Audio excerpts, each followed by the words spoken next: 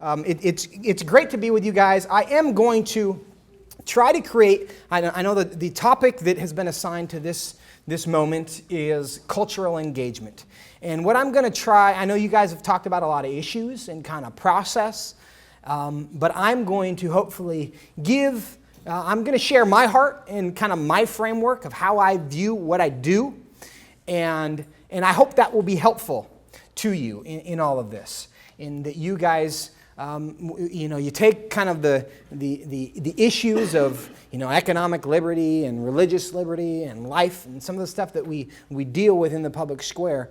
But hopefully a perspective of how we can be joyful, win or lose, and how we can understand who we are and what our role is in all of this in an effort to really not be discouraged and, never get too high, never get too low, and to kind of understand what our worldview is in this. And the way I want to do that is I'm going to start by asking a question. I have 4 children.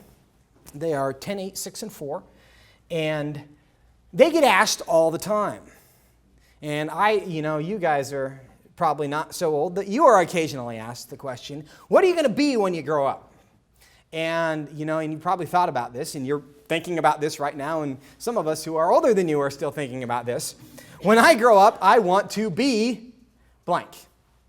And typically, when somebody asks one of my kids that question, they are expecting an answer that has something to do with a vocation. I want to be a fireman. I want to be a lawyer. I want to be a teacher, whatever that is.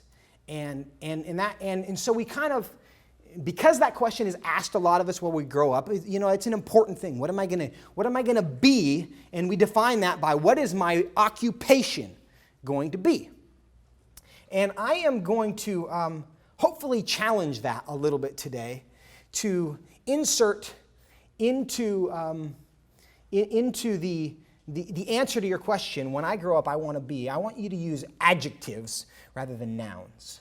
So that when we leave here, we have a way of what I'm going to be is I'm going to be brave. I'm going to be kind. So we begin to understand ourselves and our own identity is this is the kind of person I'm going to be. Because, this is a policy week and we focused on all of that. One of you might be president of the United States someday, and some of you might never ever do anything in public policy. But you will be in positions of leadership. And if you are not in a legislative environment, you will still be in a political environment because every environment is in one way or another political. And understanding those pressures and where you compromise and where you don't. And I think the answer to that question comes a lot when we confront those moments. How we respond to moments of pressure are often going to be an indication of how we view ourselves and who we believe ourselves to be.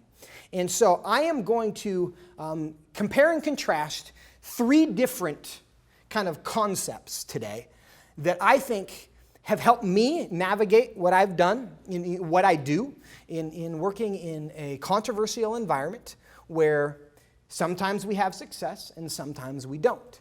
But how do we navigate all this? So the first contrast I want to make, and I hope this is going to be some of my thoughts, but I'm going to preach a little bit, and I have my Bible here, and so I don't know if you have it, and you might have it on your phone. You can pull that out a little bit as well. But I hope these are my thoughts, but I hope they're not just my thoughts, and you can do with this what you will. And the first comparison I want to make: what are you going to be? An ambassador or a soldier? Now, why does this matter? And I want, if you would, if you have a Bible, turn to 2 Corinthians 5. If you don't, I will just read this to you very quickly. In 2 Corinthians chapter 5, it's the ministry of reconciliation. And there's a passage here that will be very familiar to many of you. Therefore, if anyone is in Christ, he is a new creation. The old has passed away. Behold, the new has come. That's kind of, our regeneration. But then, right after that, he moves into, because of that transformation that has taken place, he gives us the ministry of reconciliation. And he says, all this is from God who, through Christ, reconciled us to himself and gave us the ministry of reconciliation. That is, in Christ, God was reconciling the world to himself, not counting their trespasses against them, and entrusting to us the the ministry of reconciliation. Therefore, we are ambassadors for Christ, calling the world to be reconciled to Christ. Now, when he labels us as ambassadors for Christ, what does that mean? What is an ambassador? And I have an image here of the movie, The Ambassador, which I haven't actually seen, so I don't know if I'm endorsing something that I shouldn't be endorsing, but this is what came up on the Google images when I looked for an ambassador. So this guy is apparently an ambassador. And contrast that with a soldier. You know what the role of an ambassador is, and it is different than the role of a soldier. And oftentimes, especially in the political environment, we see ourselves and we talk in military terms, because we perceive, and not entirely incorrectly, that we are in a conflict. There is a good side, there is a bad side. We are going to have a conflict, and eventually someone is going to win. And we perceive ourselves as soldiers in that engagement. Now, there's a couple challenges that come when we perceive ourselves as soldiers in a fight, is that we often lose sight of the fact that the real war we are in is not against flesh and blood. But again, you are in a war, but you are not in a war with people who have a different opinion than you.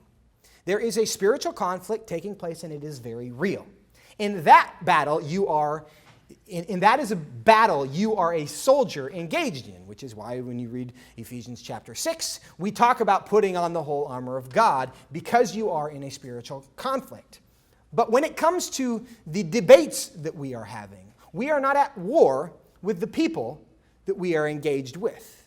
And if we understand that they are not an adversary, they are actually a captive in the other war that is taking place, that allows us to deal and respond differently than in a place where when we see them as the enemy that must be defeated, we feel, and as a result, we respond differently. The other way, soldiers, when an engagement, we just saw on June 26th what the Supreme Court did with marriage. And there are many people have said something to the effect of, well, that war is over, we can stop fighting it. And if you think about it in terms of a conflict in which there is a winner and a loser, that actually makes some sense. If you're the last guy and everybody around you has been killed, and the conflict, the result of the conflict is obvious, surrender is a rational decision.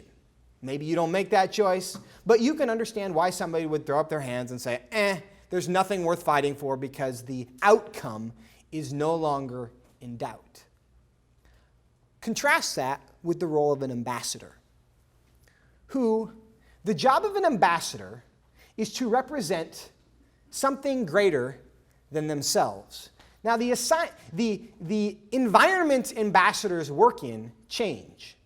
The job of an ambassador in Australia or Canada is different than the job of the ambassador in North Korea or Iran or Syria, right? Because the assignment, the place they have been assigned, is a different climate. So their environment is different, but their job is not any different. As an ambassador, they represent not themselves, they represent a kingdom that is different than theirs. And even if the ambassador of the United States disagrees with the national policy of the United States, it is not within that ambassador's freedom to say, well, I'm going to argue for this position even though my nation takes a different position. That's when you get fired, because that's not what an ambassador does. When we, I think, correctly recognize our identity as ambassadors for Christ, we realize that we might be assigned to Iran, or we might be assigned to Canada or Australia. But our job has not changed. And we might be in Canada, and then suddenly it feels like Iran. And that's kind of the transition that we're going through right now, where we felt like for a long time this was a fairly friendly assignment. And now it doesn't feel quite so friendly. And if we're a soldier in that conflict, we might throw up our hands and say, we've lost. There's nothing to fight for now because we're going to lose. But I want you to consider that we are not soldiers in a political war. We are ambassadors sent here from another kingdom to represent that kingdom here on earth. And I think the difference in those, how we view ourselves will make a big difference in how we respond to wins or losses. Because when you are an ambassador, there's no such thing as a win or a loss necessarily. You are fulfilling your assignment of representing the kingdom that you represent. The second thing I want you to maybe compare and contrast here is, are you in search of the truth or a political victory? Are you in search of the truth or a political victory? Now, John chapter 18, and I'm going to pull here real quick. And this is a story you guys are familiar with. This is Jesus' trial, quote unquote, before Pilate, right before the crucifixion. And Pilate is grilling him. And he says, so Pilate entered his headquarters again and called Jesus and said to him, "Are you the king of the Jews?" And Jesus answered, "Do you say this of your own accord, or did others say it to you about me?" Pilate answered, "Am I a Jew? Your own nation and the chief priests have delivered you over to me.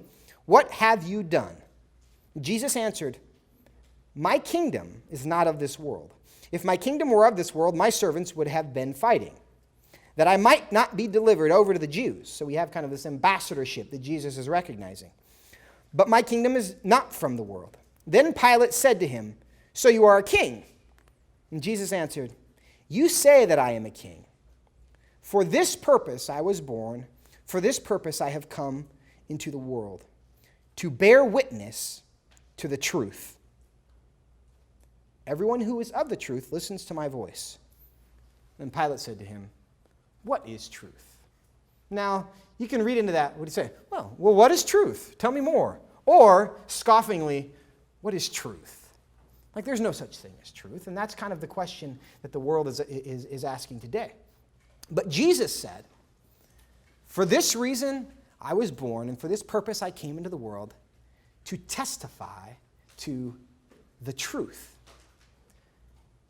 When you engage in the political environment, there's two very different ways to do so. If you are truth conscious, you will appreciate the fact that reality exists outside of your feelings or your preferences. So the goal of our political efforts is to move us closer to what is true. However, if the goal is scoring political victories, then the goal is to score political victories, in which you are no longer attached to some fixed concept of what is true. Now, let me give examples of why I think this matters.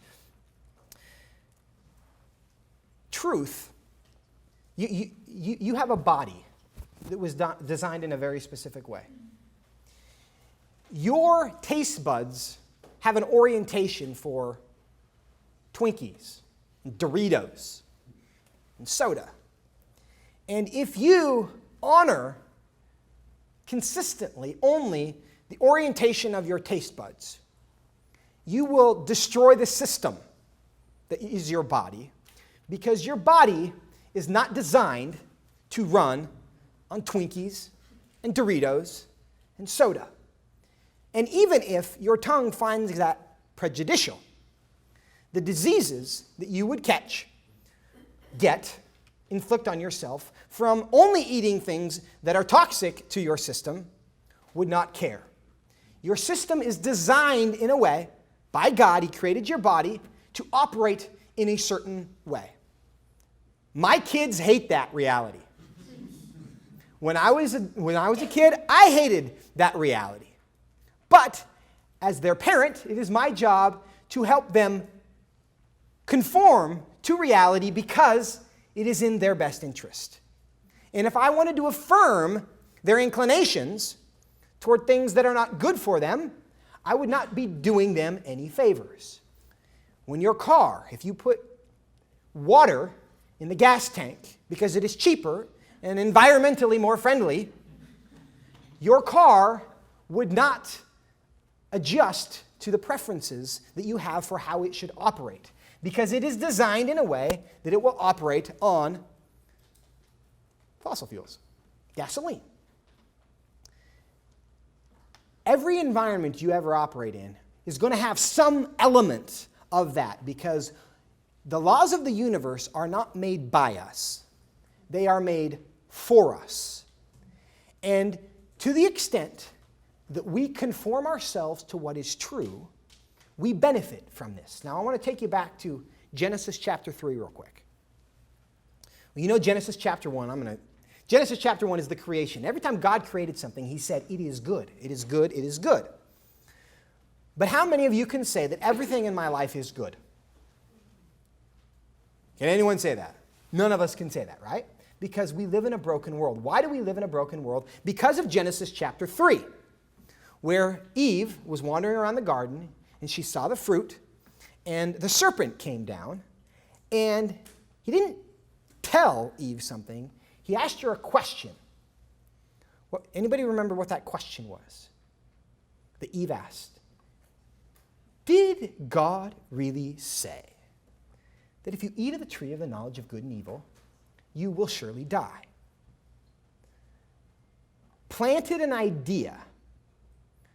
Did God really say? Are the things that God told you actually true? And we know what Eve did. And she decided, well, and here's the rationalization. This is beautiful. Right before she eats it. This is Genesis 3, this is verse, I'm going to start in 4. But the serpent said to the woman, you will not surely die, for God knows that when you eat of it, your eyes will be opened, and you will be like God, knowing good and evil. So, ever since then, and you have done this, and I have done this, and the world is doing this, we are trying to be like God. Telling God, we're smarter than you now. You know, that was probably useful for a certain time, but we've kind of progressed beyond that, and we've learned that all of those kind of arcane rules about how the world works, and, you know, sexuality and life and all of those things, we've moved beyond that. And so we are now functionally our own God. And here's the rationalization. This is beautiful. And keep this in mind. This is Genesis 3:6, because you have gone through this scenario, and you will again, regardless of whether you're in politics or any other environment. Listen to what Eve does here. Right after the serpent told Eve, you will be like God. So when the woman saw that the tree was good for food, that it was delightful to the eyes, and it was to be desired to make one wise, she took of its fruit and ate it. Not only, Eve didn't say, you know, I know what God said, and, you know, forget it. I'm just smarter. Eve convinced herself that her rebellion was morally right. Because she said, she saw that the tree was good for food, that it was a delight to the eyes, and it was to be desired to make one wise. So she convinced herself that this is actually good for me because I am going to be wise. Every opportunity for moral compromise you have in your life, you will find yourself making arguments, not to convince yourself that it's okay in this case, but that it's right. And that's what the world is doing right now. They are telling themselves our rebellion is not only okay, it is virtuous. And that is why we embrace so enthusiastically our role as our own gods. And that's what sin is. And you're going to, you know, whether if you're in elected office or whatever you are doing in life, you are going to find those moments where truth says one thing, and somebody says, did God really say? And they are going to make arguments to try to convince you that not only is it okay, it's the right thing to do, which is why it's so important to have an anchor. And if you come from a place where your objective is to achieve political victories rather than pursue what is true, you will find yourself being blown places that you never thought was possible. When you have no anchor, and you will be blown places, and you will find yourself doing and saying things that are absurd because everyone around you is telling you that's the right thing to do. You're familiar, I hope, with the Emperor's New Clothes. The story of the Emperor's New Clothes. I once thought that story was useful as an illustration, but patently absurd, that it can't actually be. I mean, no parade, and the fact that it's a parade, I think, is priceless. No parade would gather to celebrate the new clothes of a naked emperor until Bruce Jenner. And we now have a nation celebrating the fiction that a man is now a woman. There is truly nothing so absurd that people won't be convinced to agree with it if enough people around them with good intentions are telling them it is so. None of us is immune to that, which is why we have to decide very early on, before we confront these situations, am I committed to finding what is true, or as I engage in this, am I trying to win? And if you make that decision before you confront the situation, you will do a much better job navigating it because you will recognize when that happens.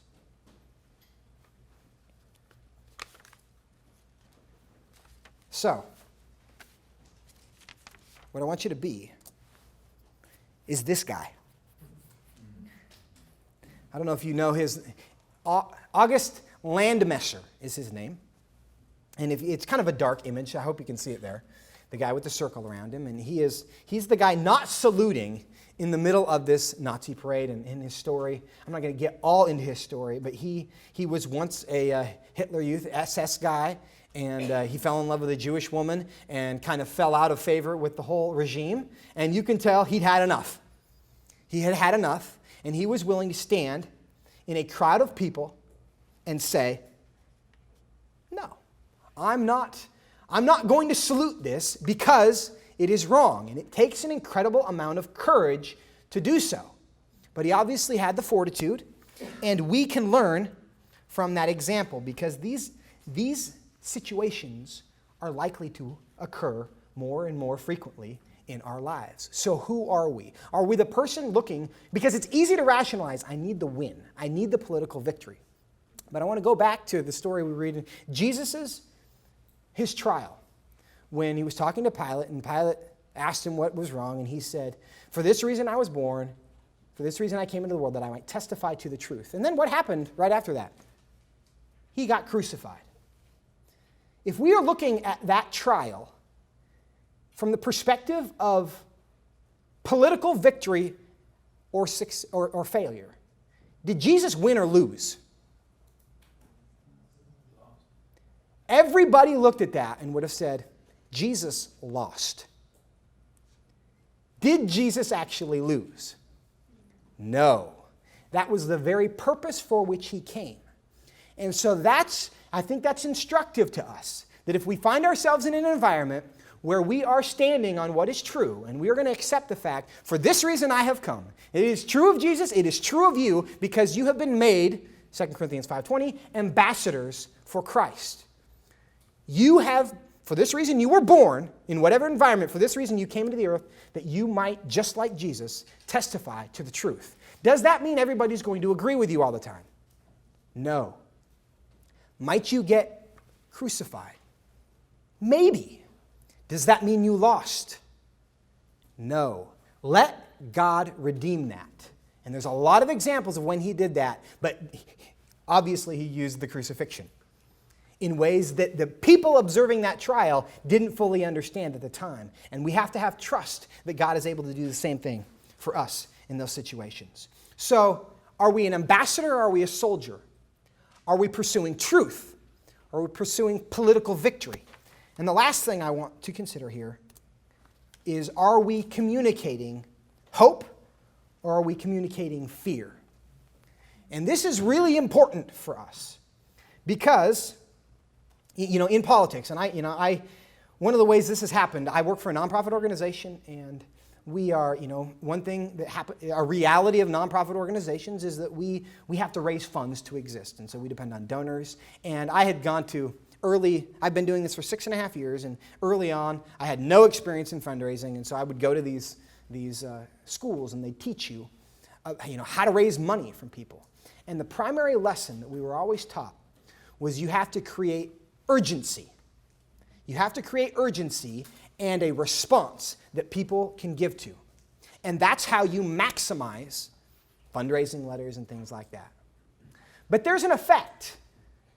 It's an unintended consequence, but there's an effect when what you're constantly doing is talking about how the world is about to collapse unless you send me $100 so I can fix it. There's a Chicken Little component to that. But what you communicate in that all the time is be scared of this. This is how we stop it. Be scared of this. This is how we stop it.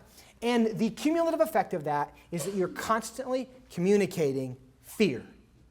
Things to be afraid of. And political campaigns, on both sides of the issues. And I'm not, I work in the political environment, and I don't want you to hear here that politics are bad. Politics are everywhere. Politics can be redeemed. It can be done in a good or in a bad way.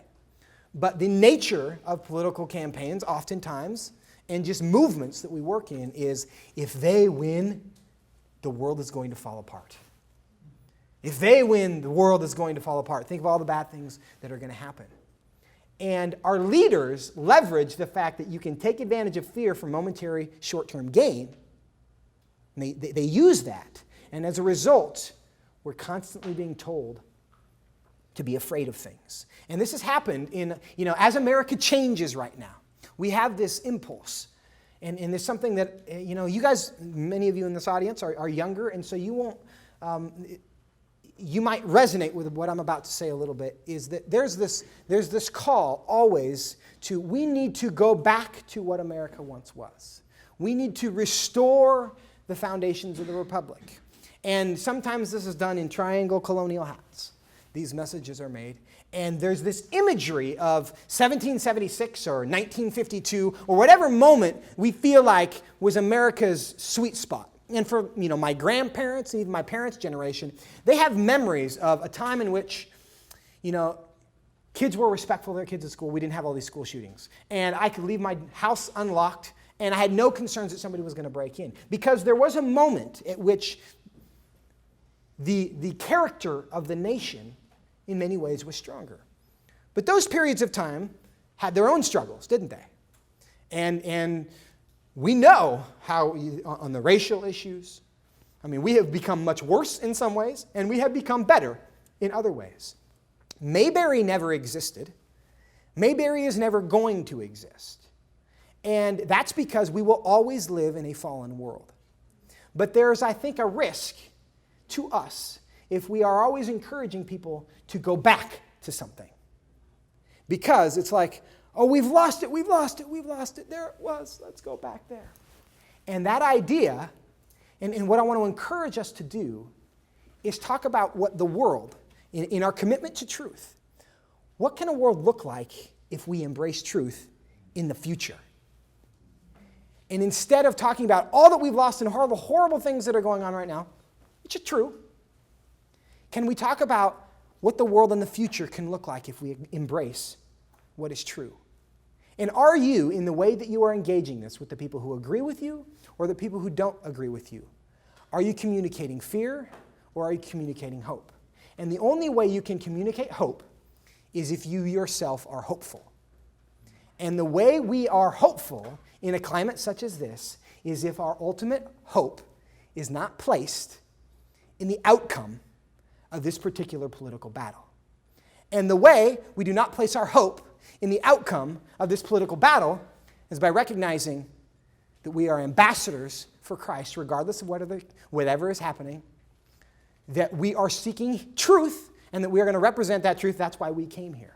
That's why we can be hopeful, because we know the world is not on our shoulders. And even the perceived losses, God will redeem for good, and that's how he redeemed us. The biggest loss in the history of the universe, the crucifixion of Jesus.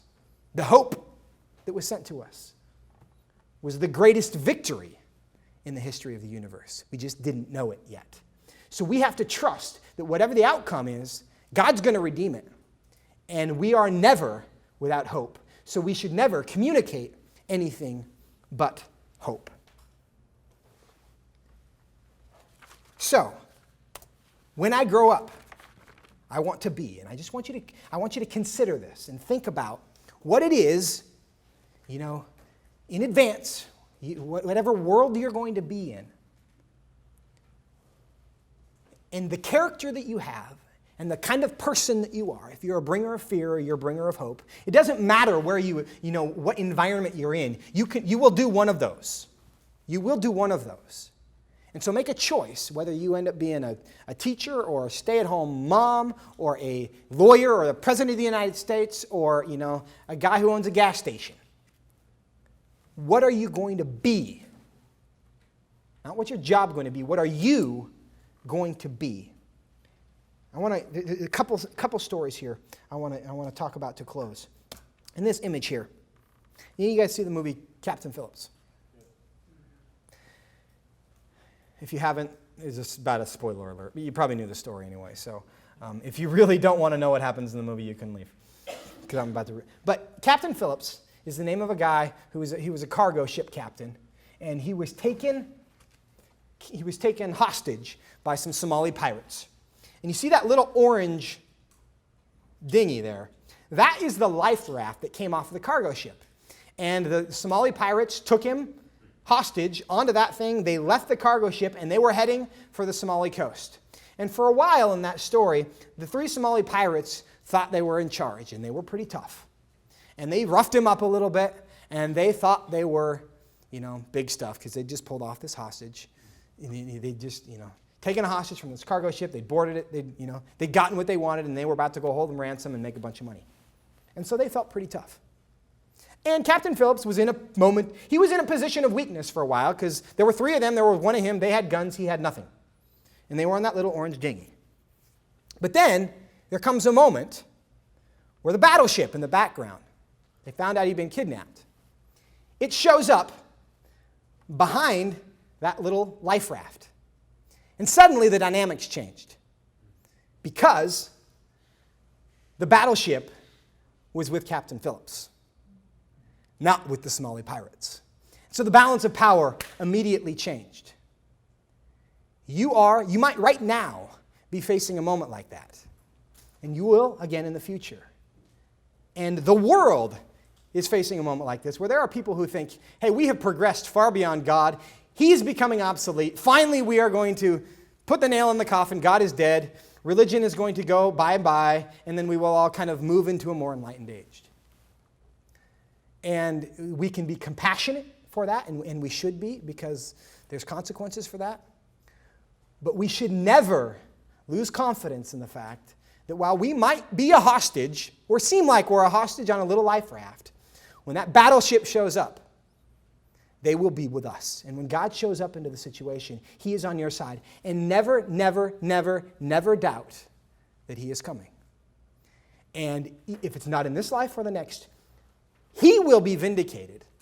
And if you are with Him, you will be vindicated. But what we don't want to happen is on Judgment Day, whenever that comes, or whenever He shows up, we realize we'd spent all of our time doubting and believing that the hostages were actually in charge all along. Daniel chapter 3. And I'm going to close with this, because there's another great example of this, and you know this story. And this is my prayer for you guys. This has been my prayer for my kids lately, and for a lot of us. You know the story of Shadrach, Meshach, and Abednego. And why do we know them? Because they were miraculously delivered from a fiery furnace. Pretty cool. Got thrown into a furnace, and they weren't burned alive. That hasn't happened to many people. That's pretty awesome, and that's why we remember their story. But the context, what happened leading up to that, is, in my opinion, probably even more important. Because you remember that Nebuchadnezzar built the idol. He called everybody together. we're going to blow the horn, and everybody's going to bow. And they didn't bow. And they said, hey, these guys aren't bowing to your God. And Nebuchadnezzar came to them, and he said, well, if you don't bow, I'm going to burn you. And then, in Daniel 3:16, Shadrach, Meshach, and Abednego answered and said to the king, O Nebuchadnezzar, we have no need to answer you in this matter. If this be so, if you throw us into the fire, our God whom we serve is able to deliver us from the burning fiery furnace, and he will deliver us out of your hand, O king. But if not, even if he doesn't deliver us from the fiery furnace, be it known to you, O king, we will not serve your gods or worship the golden image that you have set up.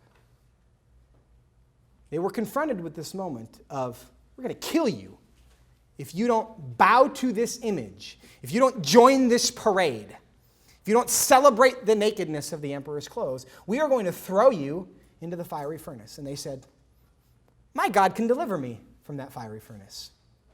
But even if he doesn't, I will not worship your gods. And my prayer for all of you, and for us, and for the church in America, is we have that spirit of Shadrach, Meshach, and Abednego. He says, whatever you're threatening me with, my God can deliver me from that. But even if he doesn't, recognizing that what is perceived to be defeat may not be defeat after all, even if he doesn't, I will not bow to your gods.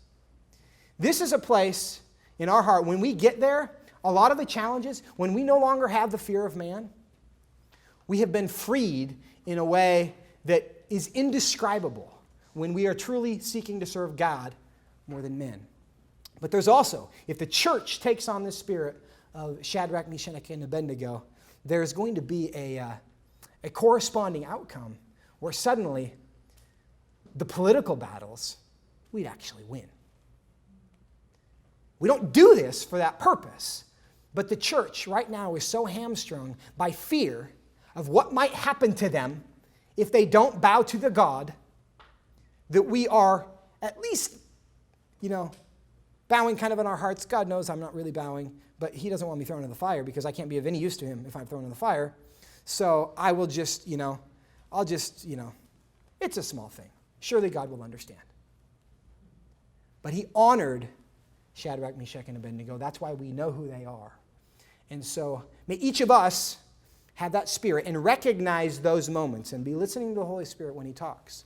So we realize this is one of my Shadrach, Meshach, and Abednego moments. This is when I'm being called to be an ambassador and testify to the truth in Iran rather than Australia, where it might be harder. And I realize that whatever happens here, God is able to deliver me. But even if he doesn't, I will not bow to your gods because he is my God. And that will bless you. But what we'll see is that it will bless you individually. But if the church collectively takes on this spirit, we'll see that a lot of the problems that we're dealing with, that we're frustrated by right now, suddenly won't be problems. Because the people who have the capacity to stop it will suddenly do so. So that's what I got for you guys today. I hope this is helpful to you, and this is kind of how I perceive and I think that the reality is we can be joyful in the midst of all this, even when things are not always going our way, because our hope is not in what is temporary, in what we perceive to be, political battles and victories. So